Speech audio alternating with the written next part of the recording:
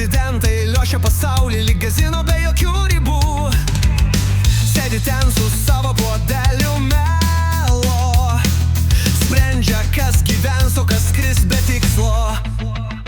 Jei kvailiai rašytų knygas, karo istorija būtų bestselleris klasikos klasėse. O jei nebūtų karo, turėtume picą vietoj bombų, alaus upes, ne kraujo vonės. Jei kvailiai nevaldytų, turėtume Wi-Fi visame pasauly ir ne vieno ginkluoto taikos palaikytojo.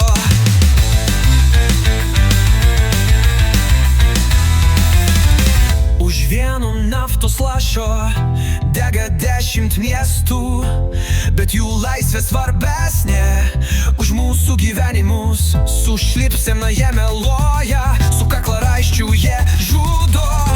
Visiškai legalu, jei tu dėvi kostiumą, o mes šokam aplink kaip klonai cirke. Už mokesčius perkam bombas, o ne mokyklas. Bet svarbiausia, kad televizija rodo naujienas, kurios patinka viršūnėms ir ramina avinėlius. Jei nebūtų karo, turėtume suritortų revoliucijau, meilės šūvis vietoj kulkų. Jei idiotiškos galvos neskaičiuotų lavonų, gal pagaliau pradėtume gyvent žmoniškai.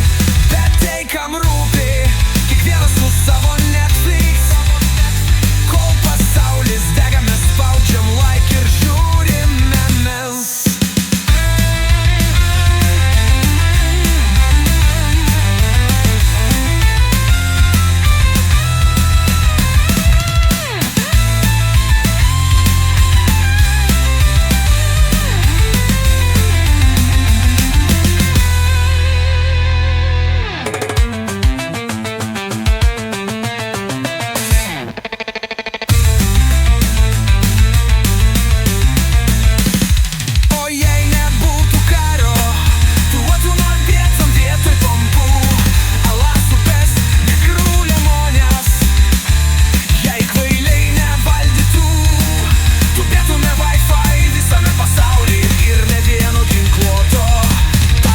Palaikytojo.